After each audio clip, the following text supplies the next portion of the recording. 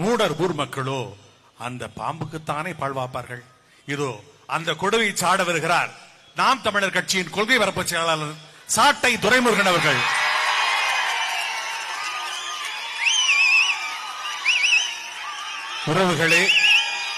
உறவுகளே, நாம் தமிழர் கட்சியில் உறவா இணைய படிவங்கள் கொடுக்கப்படுகிறது.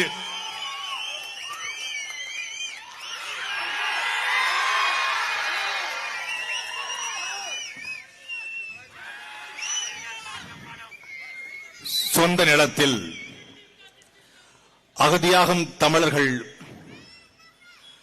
என்ற தலைப்பில் சொந்த நிலத்திலே கூட்டம் நடத்த வேண்டிய ஒரு அவல நிலைக்கு நாம் தள்ளப்பட்டிருக்கிறோம்.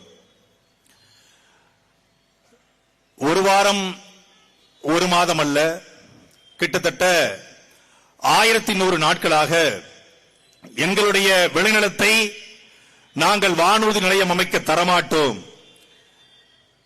ஏரோட்டும் நிலத்திலே ஏரோப்ளேன் ஓட்ட விடமாட்டோம் என்று தன்மானத்தோடும் சுயமரியாதையோடும் வீரத்தோடும் பரந்தூர் உள்ளிட்ட ஏகனாபுரம் உள்ளிட்ட மக்கள் போராடி வருகிறார்கள். அவருடைய குரலுக்கு வலிமை சேர்க்க நாம் இங்கே கூடியிருக்கிறோம். அல்ல, அரசு விடாப்பிடியா நிக்குது, நாங்க ஏரோப்ளேன் கட்டியே தீர்வோம்னு, ஏர்போர்ட் கட்டியே தீர்வோம்னு. அண்ணன் தான் அந்த கதை என்று சொன்னாங்க. நம்ம ஊர்ல ஒருத்தன் 100 ஏக்கர்ல இடம் வாங்கியிருக்கான். எப்படா இடம் வாங்கினு கேட்டதுக்கு 500 எரும மாடு இருந்துச்சு, அதை வித்துட்டேன் அப்படின்னு இருக்கான். எரும மாடு வித்து எதுக்கு 100 ஏக்கர் வாங்கியிருக்க? எரும மாடை வித்துட்டான். அந்த வித்த காசுல 100 ஏக்கர்ல அருமையான தொழுவம், மாட்டு தொழுவம் கட்டியிருக்கான்.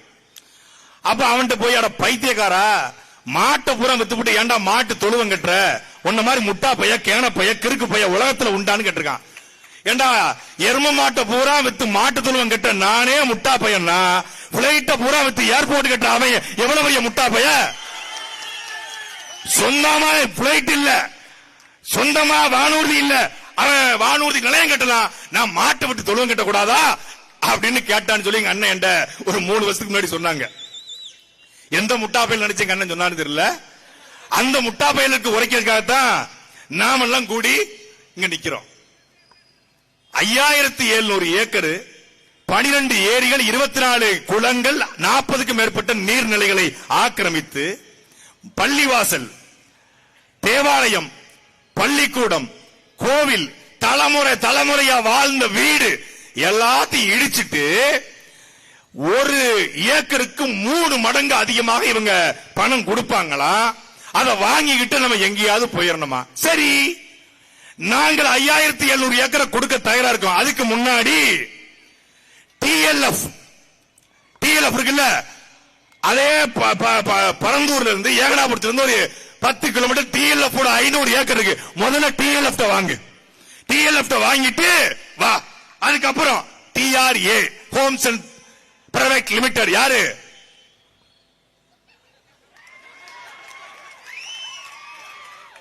சென்னையில தூய்மை பணியாளர்கள் பிரச்சனை வந்து நிற்பார்ல, சேகர் பாபு பினாமி. டிஆர்ஏ அதை வாங்கு 500 ஏக்கர். அப்படியே கீழே வா. போக்குவரத்து துறையில ஊழியராக இருந்த தேசபந்துன்னு ஒருத்தர், மன்னார்குடியை சேர்ந்த தேசபந்து, அந்த தேசபந்து பந்து மாதிரி 250 ஏக்கர் வச்சிருக்காரு. தேசபந்துடைய மகன் ஹரிஷ்குமார் பேர்ல எந்த ஊர்ல டேட்டாவோட வந்திருக்கோம்ல, எந்த ஊர்ல? தேசபந்துடைய மகன் ஹரிசங்கர் பேர்ல புல்லலூர் கிராமம், பரந்தூர் பக்கத்துல ஏகனாபுரம் பக்கத்துல புல்லலூர் கிராமத்துல 250 ஏக்கர். எப்ப வாங்கினது? 2019. இங்க இருந்துதான் இந்த ஊழல் ஆரம்பிக்குது. இந்த புல்லலூர் கிராமத்துல தேசபந்துக்கு 250 ஏக்கர் வாங்க காசு கிடையாது. காசு கொடுத்தது சசிகலா. சசிகலா ஏன் காசு கொடுக்கணும்? சசிகலா தான் இந்த ப்ராஜெக்ட் ஸ்டார்ட் பண்றாங்க. சசிகலாவுடைய பினாமி தேசபந்திற்கு இடம் வாங்கப்பட்டிருக்கிறது. அந்த இடத்தை ஆக்கிரமிக்க மறுத்து அந்த ஏர்போர்ட் டிஆர்பி ராஜாவுக்கு என்ன கடமை வந்தது? என்ன வந்துச்சு உங்களுக்கு? சசிகலா பினாமி தேசபந்துவுக்கும் டிஆர்பி ராஜாவுக்கும் என்னடா சம்பந்தம்? என்ன சம்பந்தம்? அப்போ தேசப்பந்து இடத்தை எடு, டிஆர்ஏ இடத்தை எடு, டிஎல்எஃப் இடத்தை எடு, அப்புறம் வா ஊருக்குள்ள. சுத்தி கிட்டத்தட்ட 10,000 ஏக்கரை வாங்கிட்டாங்க. வாங்கி வச்சிட்டு எதுக்காக 10,000 ஏக்கர் வாங்கியிருக்கான்? அபார்ட்மெண்ட்ஸ், ஹோட்டல்ஸ், ரெசார்ட்ஸ், இந்த லூலு மால் மாதிரி மால் கட்டுறதுக்கு வாங்கிட்டான். வாங்கிட்டு நடுவுல இருக்கக்கூடிய விவசாய நிலம். நாங்கள் தற்சார்பு, அண்ணன் சீமான் அவர்கள் தற்சார்பு கொள்கை பேசுறாங்க. ஆனால் தமிழ்நாட்டில் ஒரு கிராமம் தற்சார்பு பொருளாதார கொள்கையில் வாழ்ந்து கொண்டிருக்கிறது. தங்களிடத்தில் இருக்கிற வயல், தங்களுக்கு மாடு, தென்னந்தோப்பு, இதை வைத்துக் கொண்டு தன்மானமிக்க வாழ்க்கை வாழ்கிற ஒரு கிராமம் ஏகனாபுரம் கிராமம். அந்த கிராமத்து மக்களை எப்பறம் நீ அழிப்ப?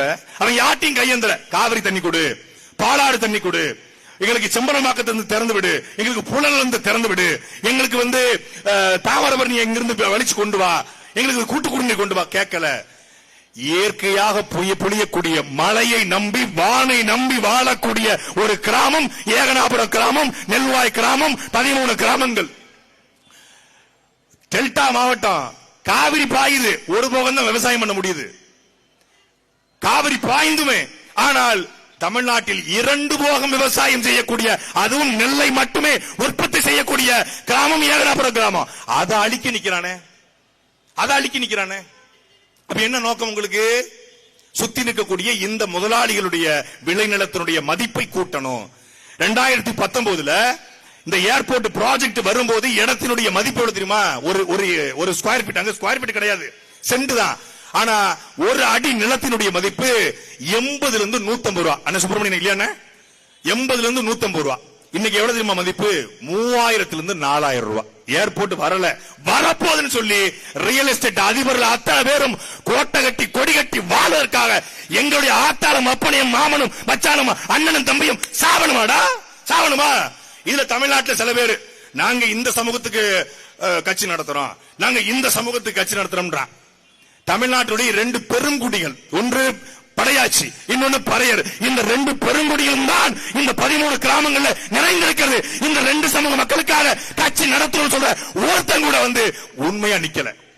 ஆனால் தமிழ் சமூகத்துக்காக நிக்கிறோம் என்று சொல்கிற அண்ணன் சீமான் தொட்டு பாரா ஏகனாபுரத்தை நிக்கிறாரு.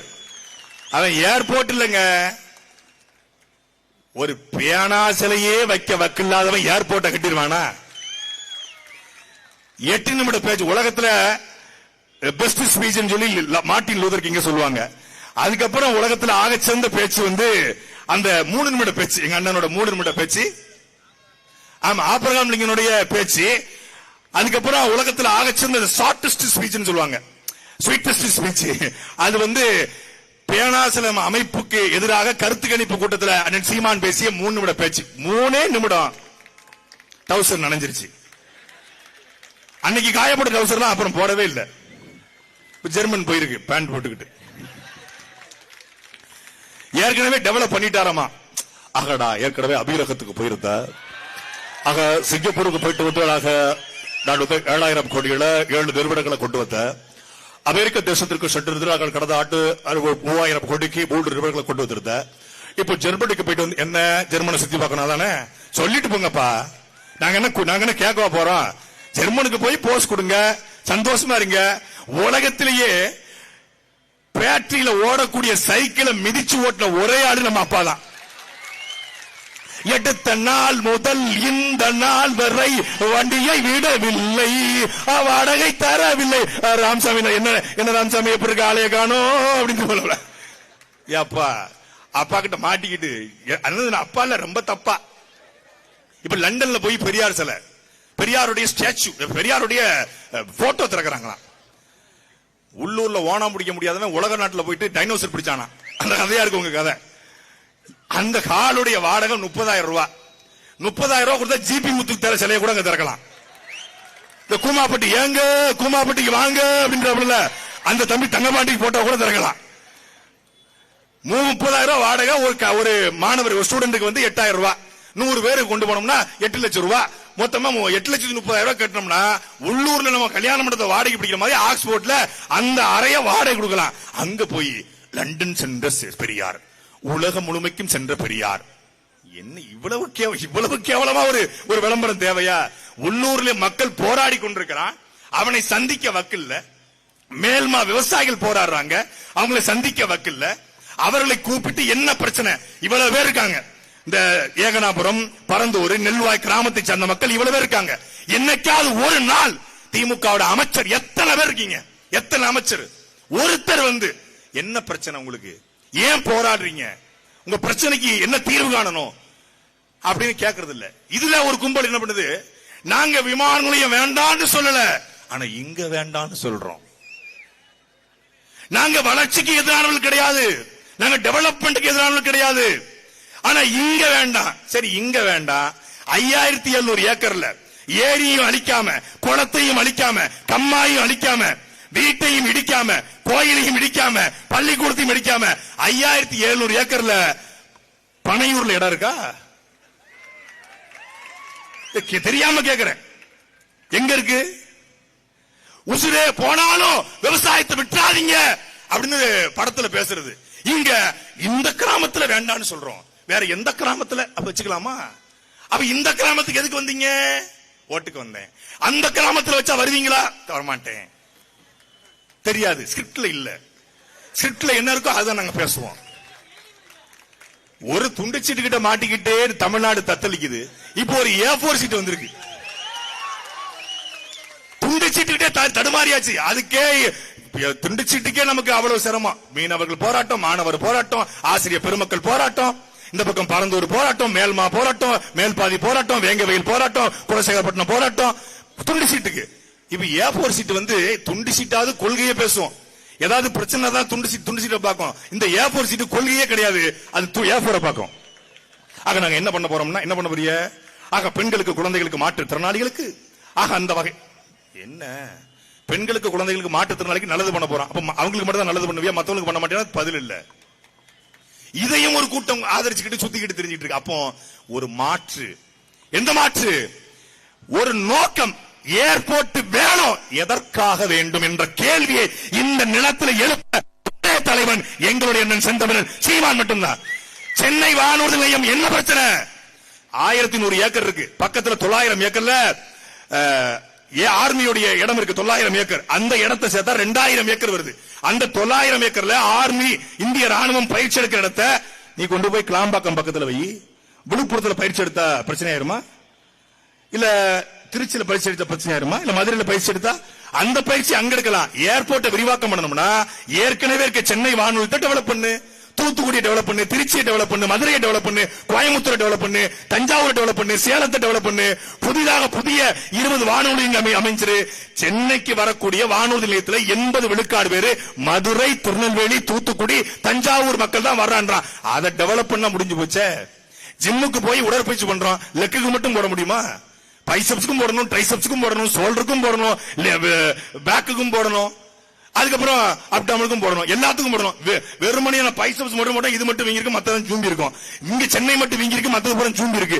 எல்லாம் உடற்பயிற்சி மொத்தமா செய்யறா. 7 நாள் இருக்குடா எருமை மாடு, எல்லா பக்கமும் செஞ்சு விடுன்னு நாங்க சொல்றோம். அதுதான் வளர்ச்சி. அந்த வளர்ச்சியை தான் நாங்கள் கேட்கிறோம். அதைத்தான் சீமான் சொல்லுகிறாரு. அது மாறும். நீங்க 1100 நாட்கள் போராடிட்டு சோர்வடையாதீங்க. என்ன சுப்பிரமணியன் சொன்னாங்க, நாங்க போராடி சோர்வடைஞ்சிட்டோம்னு சொன்னாங்க. சோர்வடையாதீங்க. நீங்கள் சோர்வடைஞ்சாலும் உங்களுடைய அண்ணனாக, எங்களுடைய அண்ணனாக இந்த காஞ்சிபுரத்தில் நின்று கொண்டு நாங்கள் சொல்லுகிறோம், அண்ணன் சீமான் அவரின் தம்பிகளும் உயிரோடு இருக்கிற வரை இந்த நிலத்தில் வானூர்தி நிலையம் வராது, வராது. இறுதியாக ஒரு சாலை விரிவாக்கத்தில் தன் வீட்டை இழந்த ஒரு பெண்மணி குறித்து கவிப்பேரசு ஐயா வைரமுத்து அவர்கள் ஒரு கவிதை எழுதியிருப்பார். அது ஏகனாபுரம் மக்களுக்கு சரியாக பொருந்தும்.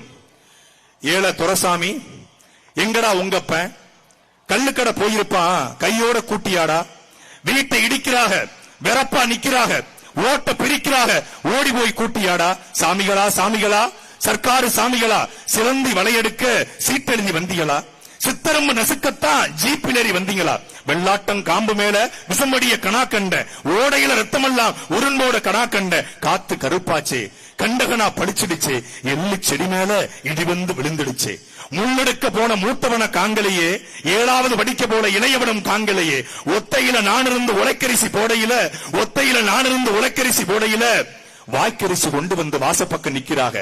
எட்டி மிதிச்சாலே இத்து போகும் சுவருக்கு கடப்பாறை எதுக்கையா கவர்மெண்ட் ஆளுகளே? நான் பட்ட பாடு நாய்படுமா பேய்படுமா, கடைஞ்ச தயிர்படுமா, காஞ்சிபுரம் தறிபடுமா, முஞ்சுவரு கெட்டத்தான் மூக்குத்தி அடகு வச்சேன், பித்தளை குடத்தை வச்சு பிஞ்சுவரு கச்சு வச்சேன். கதவு மரம் வாங்க காசு இல்ல ராசாவே, கோணி சாக்கு தச்சு கோட்டைக்கு மாட்டி வச்சேன். கூட்ட களைச்சாக்கா குருவிக்கு வேறு மரம், வீட்டை இடிச்சாக்கா எங்களுக்கு ஏது இடம்? ஐயா துறமாறே 5 விரல் மோதிரமே, பாதகத்து சொத்துவத்து பாரமையா கண்டிருந்து. தண்ணி பிடிக்க தகரக்குடம் ஒண்ணு இருக்கு, 10 வச்சு 10 வச்ச பாத்திரங்கள் 2 இருக்கு. என் புருஷன் திங்க மட்டும் எவர் சில்வர் தட்டு இருக்கு. போங்கய்யா போயிருங்க, புண்ணியமா போகட்டும். எங்க வீட்டு நாய்குட்டி இன்னைக்கும் தூங்கட்டும். அழுதாலும் ஏழ சொல் அம்பலத்தில் ஏறாது, அருகம்பல் புத்தி சொல்லி அருவாமனை கேட்காது. இடிங்கய்யா இடிச்சிருங்க, கூடைய பிரிச்சிருங்க, கொடியெல்லாம் அறுத்துறீங்க. கண்ணாடி கடைக்குள்ள காட்டான புகுந்தது போல் முன்னாடி பின்னாடி மொத்தமா நொறுக்கிறீங்க. கடைசியா ஒண்ணு மட்டும் கால் பிடிச்சு கேட்கிறையா, சிகரெட்டு பிடிப்பவரே செவிமெடுத்து கேளுமையா. கொள்ளையில எம்மக மல்லிகைப்பூ நட்டுருக்கா, நீர் குடிச்சு வளர்ந்த கோடி வேர் பிடிச்சு நின்று இருக்கு. கொத்தி வளர்த்த கோடி பூ பூக்க முன்னால கத்தி வீசாதீங்க, கடப்பாறை எரியாதீங்க. ஆசையா வளர்த்த கோடி அசங்காம நிக்கட்டும். அவ வச்ச மல்லிதா எவளுக்கோ பூக்கட்டும், அவள் வச்ச மல்லிதா எவளுக்கோ பூக்கட்டும். எங்கள் ஏகனாபுரத்து மல்லி எல்லோருக்கும் பூக்கட்டும். நன்றி வணக்கம். நாம் தமிழர். உறவுகளே, நாம் தமிழர் கட்சியில் உறவாக இணைய படிவங்கள் கொடுக்கப்படுகின்றன. இணைய விருப்பம் உள்ளவர்கள் அதை பதிவு செய்து கொடுக்கும்படி கேட்டுக்கொள்கிறோம். பசுமை செழித்த வயல்தான், வளங்கொழித்த ஊர்தான், ஓயாது உழைத்த வர்க்கத்தை ஓட ஓட